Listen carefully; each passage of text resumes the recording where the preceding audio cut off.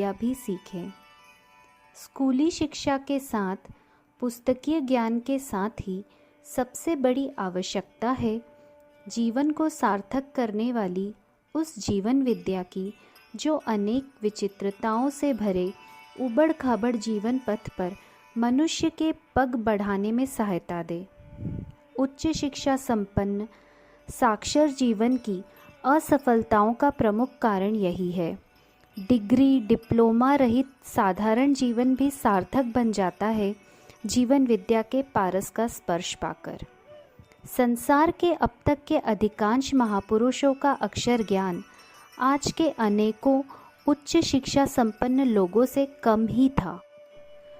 उन्होंने किसी यूनिवर्सिटी से एमए पीएचडी की डिग्री प्राप्त नहीं की थी, फिर भी उन्होंने जीवन की सार्थकता के कठोर धरातल को छूकर समाज को नया मार्ग प्रदान किया, मानवता की बहुत बड़ी सेवाएं की।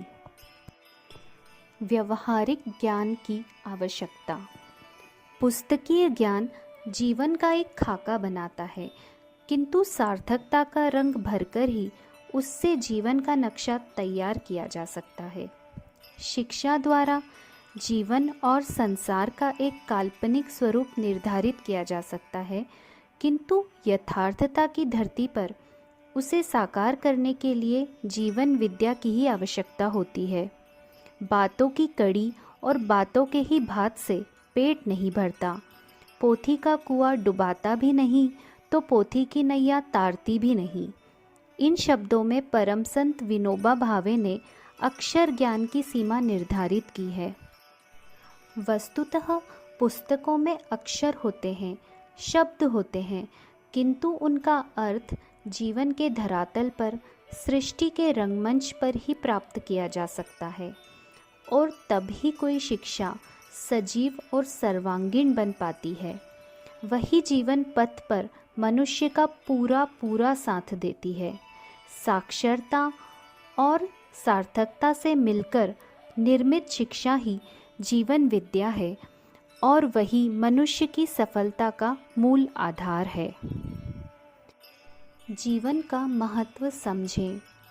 श्री शंकराचार्य में अपने 8 वर्ष के जीवन में ही तीव्र प्रतिभा की जागृति हो गई थी। बिना संस्कृत पढ़े ही संत तुकाराम ने वेदों का अर्थ जान लिया था। संत ज्ञानेश्वर ने छोटी उम्र में ही कई ग्रंथों की रचना की। सूर, मीरा, तुलसी, कबीर, नानक, रैदास, तुकाराम आदि की रचनाओं के साधारण शब्दों में ही भरा हुआ ज्ञान कितना असाधारण है। इसका कारण उनका सार्थक जीवन ही है। उन्होंने पहले जीवन में अर्थ ढूंढा, फिर पुस्तकों में अक्षर। अक्षर ज्ञान बाह्य शिक्षण तो केवल संस्कार मात्र छोड़ता है, पथ का शाब्दिक ज्ञान कराता है, किंतु पथ पर चलना तो मनुष्य की अपनी शक्ति क्षमता पर ही निर्भर करता है। अपनी क्षमता और स्थिति के अनुसार ही मनुष्य यथार्थता की धरती पर जीवन के भवन की रचना करता है।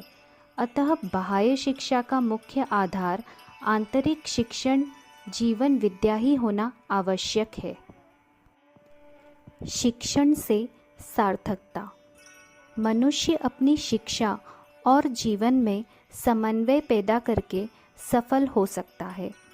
आंतरिक शिक्षण सार्थकता के अभाव में आज की बाह्य शिक्षा की असफलता सहज ही देखी जा सकती है। इस जीवन विद्या आंतरिक शिक्षण के अभाव में जीवन के किसी भी क्षेत्र में सफलता संभव नहीं।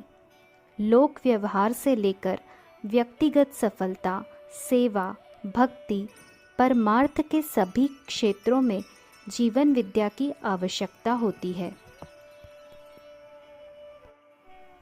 परमार्थ की दुहाई देकर रात दिन श्रम करने वाले स्वार्थी बन जाते हैं। निष्काम सेवा के पथिक लोक संग्रह में कामनाओं की पूर्ति में लग जाते हैं।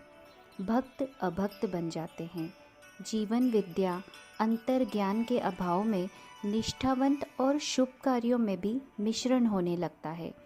धीरे धीरे शुभ के स्थान पर अशुभ परमार्थ की जगह स्वार्थ, दूसरों की सेवा करने के स्थान पर अपनी सेवा, अच्छाई के स्थान पर बुराइयां घर कर लेती हैं। जीवन शिक्षा के अभाव और अंतर्ज्ञान के अभाव में लौकिक व्यवहार संबंधी कार्यों की असफलता तो प्रायः निश्चित ही रहती है। समस्या की जड़ तक पहुँचे। आज की समस्याएं दुख, परेशानियां, कष्ट, उलझने, संघर्ष, अशांति, शारीरिक मानसिक पीड़ाओं का मूल कारण जीवन विद्या का अभाव ही है। अशिक्षित देहाती लोगों की अपेक्षा शिक्षितों का जीवन अधिक क्लिष्ट और परेशानी भरा होता है, जबकि शिक्षा का अर्थ जीवन को सरल और सुगम बनाना होता है। इन अर्थों में हमारी शिक्षा केवल अक्षर ज्ञान तक ही सीमित है। अभी तक जीवन के यथार्थ धरातल से उसका संबंध नहीं होने के कारण ही आज शिक्षितों का जीवन अभिशाप बन रहा है। जीवन विद्या कहाँ से कैसे प्राप्त हो, यह प्रश्न उतना ही सहज और सरल है जितना सूर्य का प्रकाश, जो आंखें खोलकर देखने पर सहज ही मिल जाता है। शेक्सपियर ने लिखा है, बहते हुए झरनों में प्रासादिक ग्रंथ संचित है, पत्थरों में दर्शन छिपे हुए हैं। संसार के जितने भी पदार्थ हैं, सब में शिक्षा के सारे तत्व सन्निहित हैं। समस्त तत्वों से मनुष्य जीवन विद्या प्राप्त कर सकता है। सृष्टि उसके लिए एक खुली हुई पुस्तक है।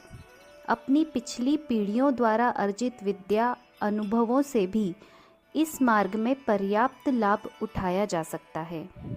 बुद्धि और कल्पना के क्षेत्र में बने हुए नक्शों के अनुसार पथ पर चलना कितना सहायक होता है, जबकि अनजान लोग उसी पथ पर ठोकरें खाते, गिरते पड़ते, सीखते चलने में भारी कष्ट उठाते हैं।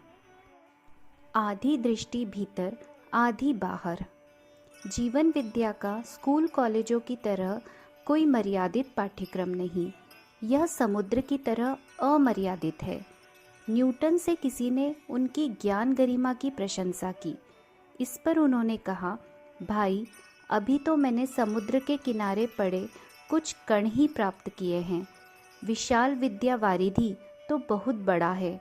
जीवन विद्या का क्षेत्र व्यापक है, उसके लिए जीवन भर प्रयत्न चलते रहना आवश्यक है।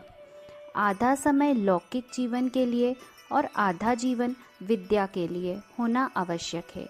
लौकिक जीवन में अक्षर ज्ञान, पेशा, व्यापार, व्यवहार, पारिवारिक कर्तव्य आदि सभी आ जाते हैं।